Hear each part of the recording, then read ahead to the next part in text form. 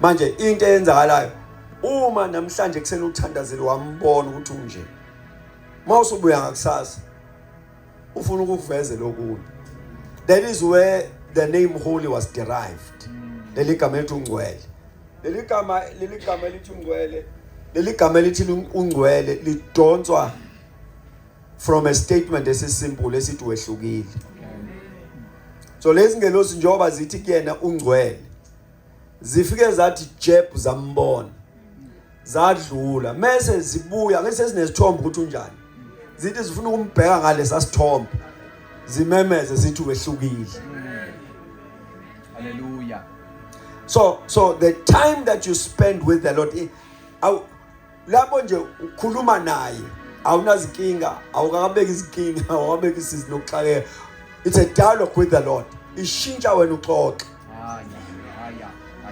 Isambulo naso ngaye njengoba uxoxa naye siyakhula. I'll use this literal example. Umama wahlangana noJesu yoKhamanzi. Uthi kuJesu mjuda mabe xoxa address angabusasho ukuthi mjuda athi mnumzana maba qhubeka baxoxa angabusasho ukuthi mnumzana athi prophet maba qhubeka baxoxa angabusasho ukuthi prophet athi messiah but awumuza uJesu ethi umnumzana umjuda Hallelujah. Lento umama uyipick up kulokuxoxa. Hayi. Yeah. Lokuxoxa kwakhe naye then lo mama uthola isambu. Ngimbone umnumzana hayi useshintshile manje usewuprofet. Useshintshile usewumessiah manje. Oh yes Lord. The time that you spend with the Lord, it gives you your personal experience. Uba nento yakho mazi ngayo. Ngicela nithi amen bazalwane bami. So I'm saying the time that you spend with the Lord. So I'm going to suggest that you must be intentional. Lento uyayenza, uyayihlosa ukuthi into engizoyenza ngizothandaza. Ngizokhuleka. Uyakwenza bese uthi ke ngiyakhuleka njalo. Akusiyona into othi ngiyenza ngoba nginomfutho. Yeah. Amen. Umkhuleko uguqa noma ungazi uzothina amagama omkhuleko uyathole emadolweni. It's not all the time but wasekhaya engithi mangiguqa ngisuke ngazi ukuthi ngizothina. It's not all the time. Sometimes I go on my knees ngingazi ngizothina. Yes. Nginende ngiguqe nje few ma verses ayize engqondweni yami ngithathe wona ngiwafayile lo mthandazo before I know kwasho umuntu iyakhikha into yami ayibomnandi esontweni nama ngisacabanga ukuthi wathi yini lekhikhayo yabona ukuthi iyakhikha nje umsimanga into yakhe ivele ikhikhe make yakhikha ngekaza break. You see, so I'm saying the time of prayer you must be intentional about it. Yiplane lento ukuthi uzokhuleka. And I'm going to suggest something from that. Ayikho into eliwa isitha njenge consistency. The enemy wants to disturb you to a life of prayer because he knows what you shall become. No, usathanda uklika ukuthi ungaba njani mongathandaza ngempela. Uklike ngawo. Wena ongekho sure. But the enemy knows ukuthi mawungathandaza uyofana nobani. Because une proof from the life of Christ. Nomthandazo yakuthi yamenzelana. Oh Lord. Now ngiphinde bazalwane bami. The enemy is very much aware ukuthi mawungathandaza kuyoba njani ngawe. Kuyoba njani kwakho, kuyoba njani kini. Kuyoba njani emsebenzini, kuyoba njani emphakathini. Uma nje wena unganquma ukuthandaza. He knows very well. Therefore into azoyenza uzokwenza ukuthi uvakashele umthandazo nokuthi uhlale khona. Because you know the impact of prayer is consistency. Hallelujah. Yabona, let me just work on this one. Namhlanje ngizizwa nguthisho right kakhulu. Let me just work on this one.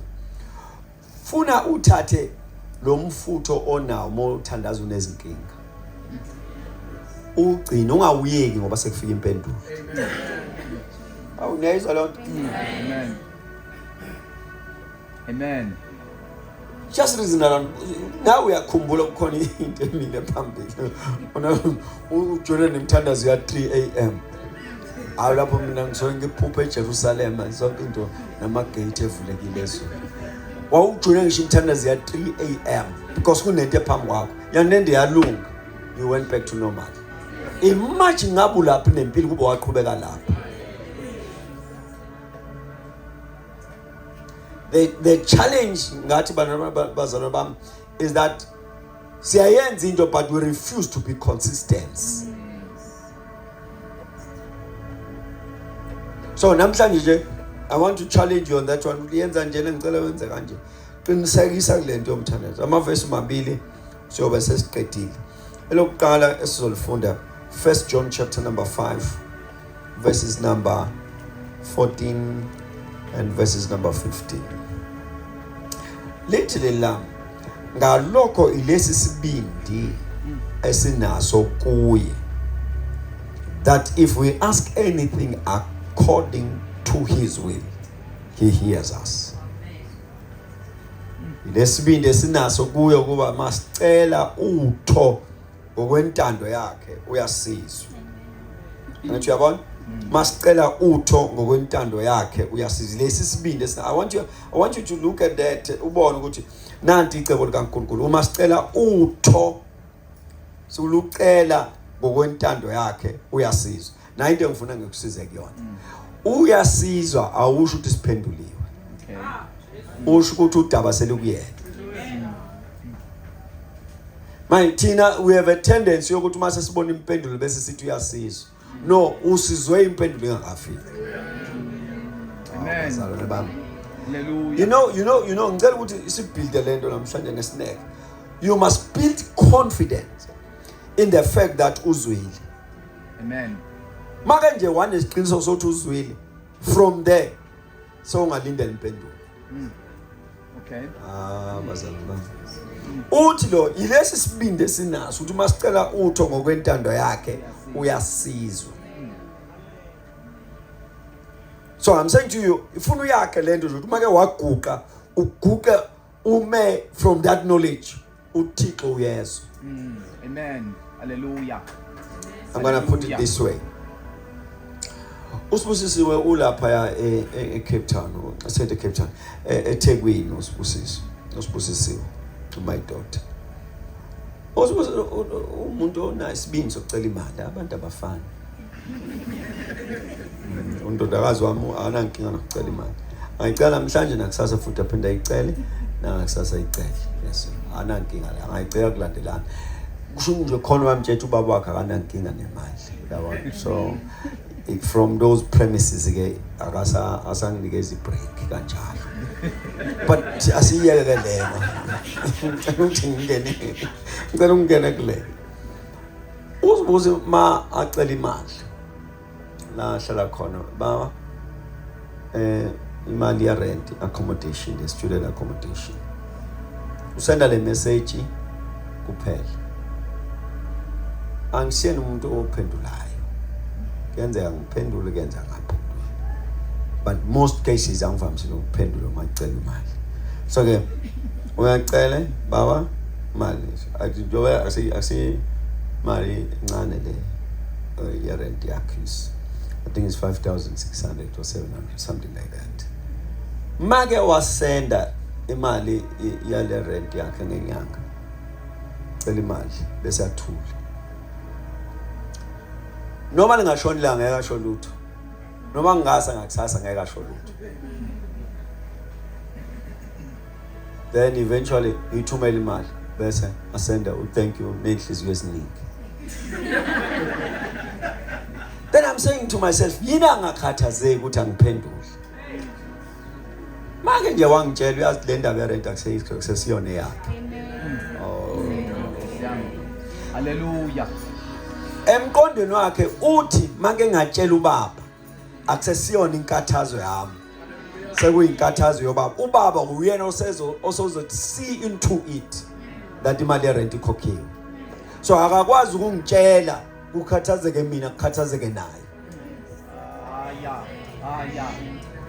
Uma nje wathi uma nje ke wathi baba kudingakala imali erent useqedile. Angazi she's not making a follow up. Akabuzi nokuthi uzozama nini. Abuzi lutho nje uthe unye the fact that ubaba sengimtshelile I'm at peace. Amen. It's the same thing lesitshela la kuthiwa uma sicela utho ngokwentando yakhe uyasizwa. Hallelujah. Kusho ukuthi noma ngingabona ngathi akwenzeki lutho kufuna ngilwe ngisikhumbuza ukuthi uzwile ubaba. Hayi. Uzana bami. I'm saying noma ngingabona ngathi angiyakazi lutho kufuna ngilwe ngisikhumbuza ukuthi ubaba uzwile. Unganyakazi lutho kodwa ubaba uzwile. There are no signs for possibility kodwa ubaba uzwile. Umuntu okhathazekile ngalodaba ubaba ngoba uzwile. Hallelujah. Oh yes Lord. So ngeke ngitshela ubaba kuphinde kukhathazeke mina. Aya. Because the reason why ngitshela ubaba ukuthi I cannot handle it. Yes. Manje ke yena ngiyamazi he can handle it. So asekho isidingo sokumlekelela ngiyekele kuyena uzwile. Hallelujah. Uthi ke nasi isibindi sinaso ukuthi masicela utho ngokwentando yakhe uzwile. And I'm going to assist you kule statement esithi ngokwentando yakhe kwenzela ukuthi ungazi uyofuna i1 on 1 ufuna intando yakhe. It's simple nje. The book of John chapter number 15 verse 7 I think so angisazi.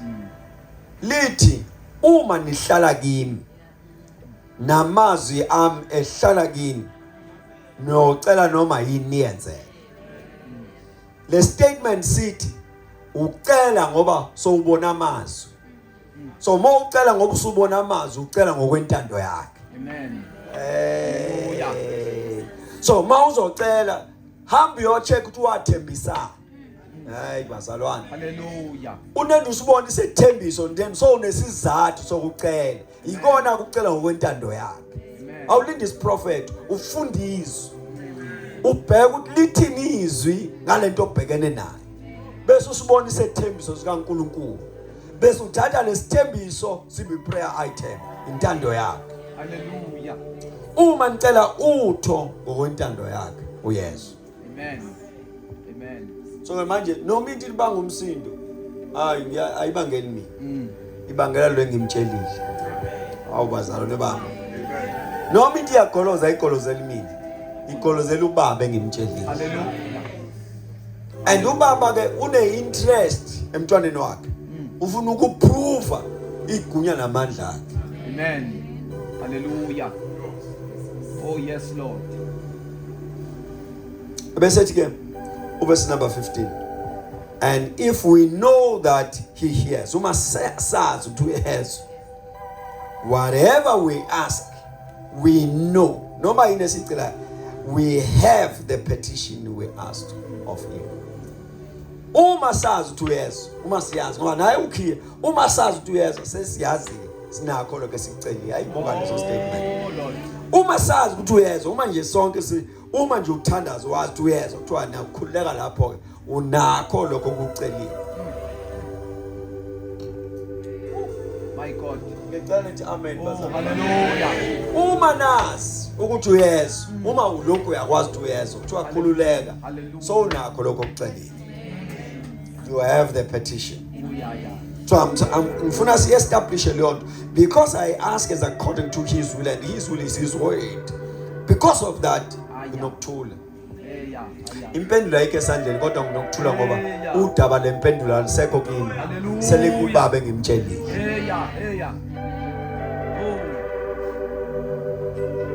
Oh yes Lord. Nezwa nto bazaba. Amen. So ke noma ngaqhamuka umuntu asho asuggeste awukwazi ukusuggesta sengitshela ubaba. Hayi. No mase ngitshela ubaba enye suggestion ayisasebenzi.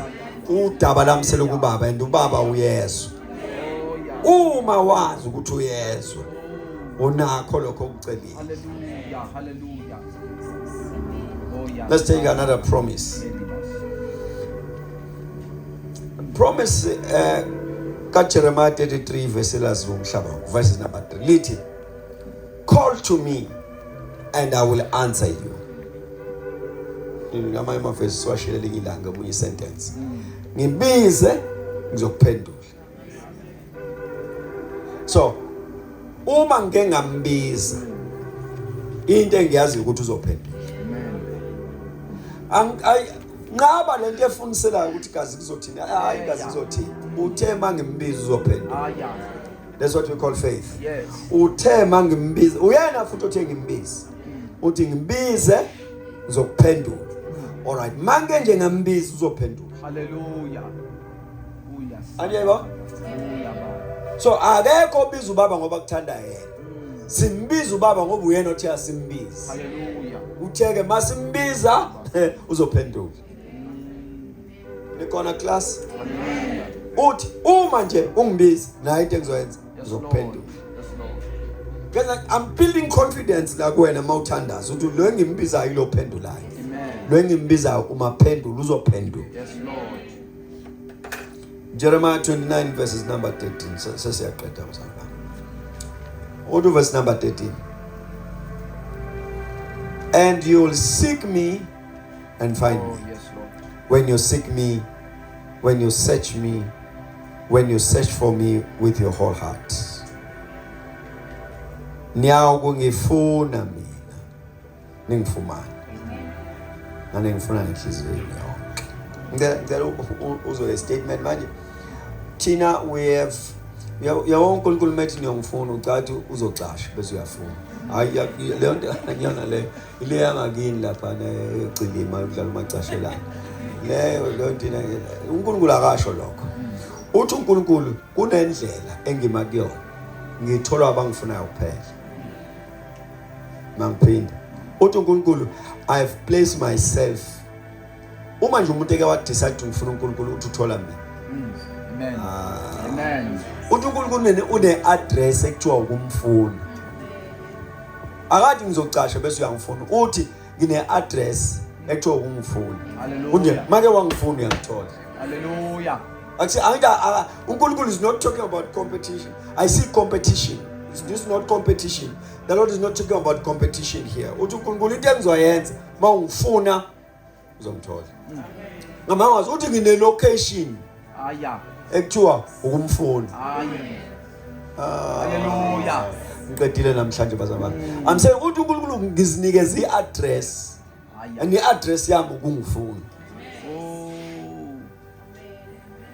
Akaze nini violent etho hlobo zami. I'm saying uthi uNkulunkulu when you seek me you shall find me. Ushona mamazi uthi uma uzumuntu engitholile owazi ube ngifuni. Nkosi yami. Akade ngicashile uthi ngizibeke endleleni yabangifunayo. So whosoever decide to seek me ngizobe ngiphambi kwakho. So there is no way ngenzela ukuthi ungayivumeli second thought about your prayer life. Time in prayer is never wasted. Amen. Hallelujah. Ayangazi ngake ngiphinda Lord. Lord. Time in prayer is never wasted. Isikhathi emthandazweni asimoshakali. It's a great investment. It's a serious investment. And my good brother Apostle Nxumalo will say umthandaza awuboli. It's a serious investment. Eyohamba iyolinda isizukulwane sesithathu. But mabafika kuthiwa ukhokho wakho wayekhulekile. Time in prayer bazalwane bami is never wasted. Hallelujah. Yes Lord. So I'm saying, and let me just share this thing. So this time nanguloso silowala isontweni kuthiwa uPinki uthenga imoto manje uyathithisa ngicela ngiyikhipha egarage mayiphuma first day ngikhiphe athi ufuna ukuya kubaba wakhe biological father ngoba seyibona special father efuna iye kubaba. Then ngithi okay sifana indlela ecilini ihlulwa ngasekhaya yenza njena my son will follow us with my car and sihamba nawo masifika la i-off ramp yakwami ngiyakwami uqhubeke nemoto yakho udlala uJesu yabuya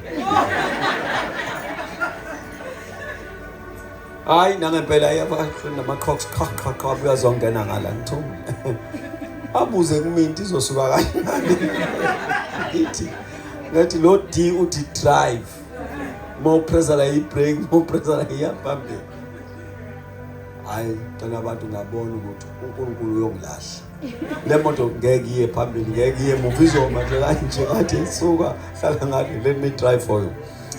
Fast forward safika emagcekeni uthi ubaba wakhe ngangimcelile uNkulunkulu uthi angiphe okuhle but particularly imoto unyanyavu wathi kodwa kanginezanga wathi namhlanje nanti ngena ngenkabeni. Time in prayer is never wasted. Awubazonyezwa lonto. Oh yeah. Oh ungaxoxela imithandazo yayithandaza uAlisi ukushona ilanga, imithandazo yayithandaza ugogo ushone ilanga. Yonke eminye yayo akayibonanga. Sengibona empilweni nami hayibo akathi ngangamusa ugogo eshonele. Time in prayer is a great investment. Uthiwa ke manje la ezweni lenkosi esifunda uthi xa yenza nje ngifune uzongifumana.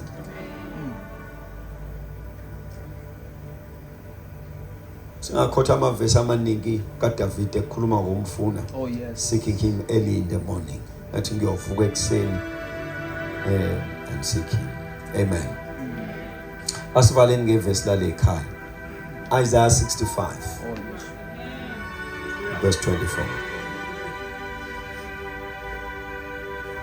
Mawusonda le ekhaya leli vesi ngiyacela ulibhale enhlizweni nasengqondweni nasephepheni nasefrijini nasemnyango nase-office nakwi-computer nasefoni. Le vesi nje ungahlukani nalo. Ngoba into ebangukuthi la esontweni nento emangalisayo and I've observed all our churches, Cape Town, what you call PE, Durban here, what you call Shepstone.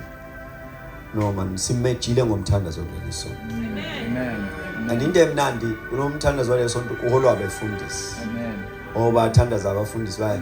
Abefundisi balesonto bayilid intercession sengathi sebeyashumayela. We have a serious commitment in prayer. And now motivating factor yethu. Isaiah 65 verse 24. 65 verse 24. Uba uphethe lesizulu uqala. Kumele level lakho leso. Sabona emehlweni.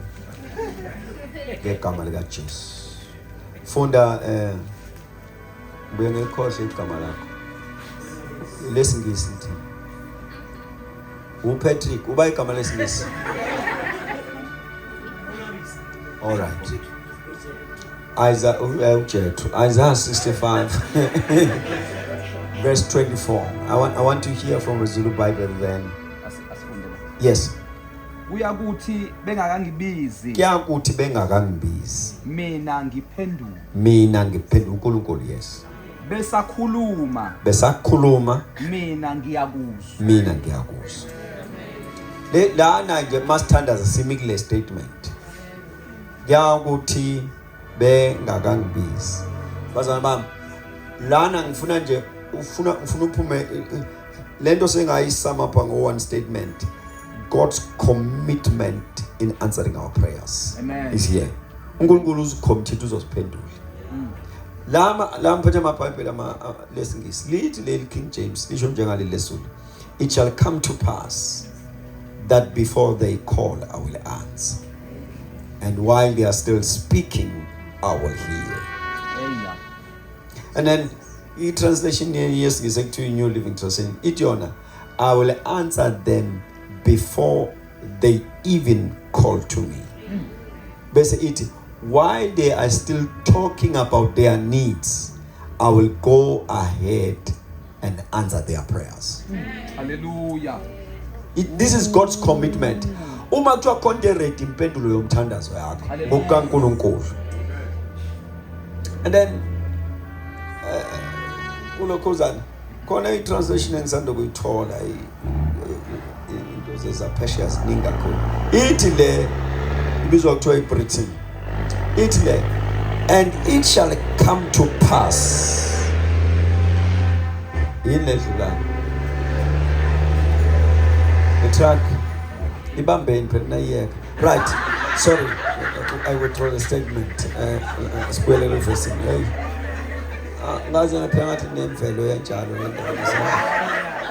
Ibona idlula nithulile. Bazali baba sibuyele verse nizongimala le nkonzo.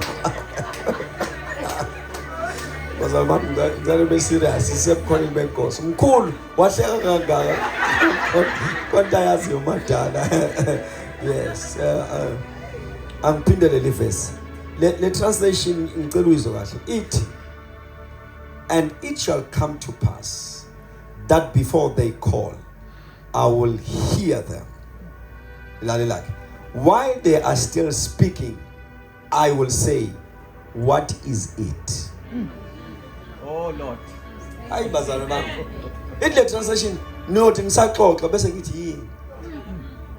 And no more what is it? It's an expression of concern. Yes. Ukuthi ngase kube senixakeke ngendlela ukuthi ngeke ngikwazi. Yes. Aya. Angaza thithi lo uNkulunkulu mayithi what is it? Makusho kanje. Ungaze lo mbhali lo stolikela le osenzela le translation. Ungathi uNkulunkulu uqhamuka sixoxa athi nixaye kanjani ngikhona. Hallelujah. Khala kanjani ngikhona. Lord. Nithule kanjani ngikhona. What is it? And then the last translation, which is Good News Translation. Oh yeah. Itiona. Even before they finish praying to me, Unkulunkulu is committing himself. Basically, I will answer their prayers. Unkulunkulu ngeke ngilinde ngiqede ukuthandaza. Hallelujah. Now, siyazi kanjani lento? Siyazi ngoDaniel. Wathandaza 21 days. And of course, the manifestation of their answer came, but about 20 beBhayibheli bese iqedile fasting sekuyilanga le 23 abayibathi 24 sedlula insuku ukuthandazela uqedile impendulo yagcina ifikile. Mayifika impendulo ingelosi yamhlambulula. Ethi lalela Daniel, ngosuku lokuqala ubeka inhliziyo yakho phambi kwenkosi. uNkulunkulu wakuzwa wakuphendula. Hallelujah. Seyithi ke isizathu esiba ukuthi ngiyifike so waqeda ngisho ukuthandaza. Kube lempe emkhathini. Oh Lord. Ithi nje lento kaNkulunkulu wena waphendulwa uqala uthandaza. Ungakaqedi wasuphendulile. The delay has been in the principalities and powers. Bazalwane bami nginiqinisekise unoThixo uphendula imthandazo. Uhleze endaweni eziphakeme. uNkulunkulu ozwa yonke imthandazo. Makuthiwa nje khona umuntu ondlebe yakhe ayinzima kuba yizo usimakade. Umthandazo angawuzwa noma ungalaphi. Ambuyebuza uJona. Uthi uJona ngisemathumbini enhlanzi. I called on the Lord and he heard me. Noma ngabulapha maka wathi baba you have his attention. Uyinqabe lento ebangasengazathi uSamuel. Angazathi kunento evimba phakathi kwakho na angazathi uyena othe mbize uzophendula. So you are acting on his word when you call. uJesu wathi kubafundi bakhe kuze kube kalokho aninalutho ngoba niceli. uNkulunkulu ulinde sivele kuye. Malishona ilanga uvele, maliphuma uvele, ulindelwe. Oh, bazali bami, angiphinde ulindelwe ezulwini. Bayamangala nje livuke liphakama ilanga, bakubona ukukhululekile bathi kaze uthembele. There's an expectation in heaven. Bane expectation yakho ukuthi uzobheka ngakubona. Ayizolo ayizulu nje balinde ukuthi lo njoba vuka nje uzobheka ngakithi. Manje baxakeke uvuka ubheke efonini bathi kwenzakalani? We thought lo maye evuka uzosinikeza assurance ukuthi namhlanje usathembe thina. Nangakusasa babheka ukuthi uma uvuka bapha amaphakathi nobusuku babheke nje ukuthi uzobheka ngakubona ukuthi inkosi ngethembe wena. Bazalwane bami ezulwini bafuna siphile ngezimpendulo. But it requires a consistent life of prayer. Consistent life of prayer. Ngaba ukwenza into yomthandazo i-occasion. Yenza impilo. Hila yona. Sinepetia. Yenza impilo. Hola sana. Because impilo yakho izohluka ngokwemithandazo yakho. Hela ba. Impilo yakho izokwehluka ngokwemithandazo yakho. Oh yes Lord. Niyayizwa le nto bazalwane? Impilo yakho izohluka ngokwemithandazo yakho. Imithandazo yakho yona izoba ngempilo yakho ihluke. Sizoba nama-CV afanayo kodwa impilo yakho ihluke. Yabona? So hola umholo ofanayo kodwa impilo yakho ihluke. Sizongasebenzi sonke kodwa impilo yakho ihluke. Ihlukiswa isikhathi nosumakade. Ngoba akekho ohlala naye aqhubeka abuyena. Bonke abahlala naye bafana naye. Give yourself time to pray as an expression of love. For this, God bless you.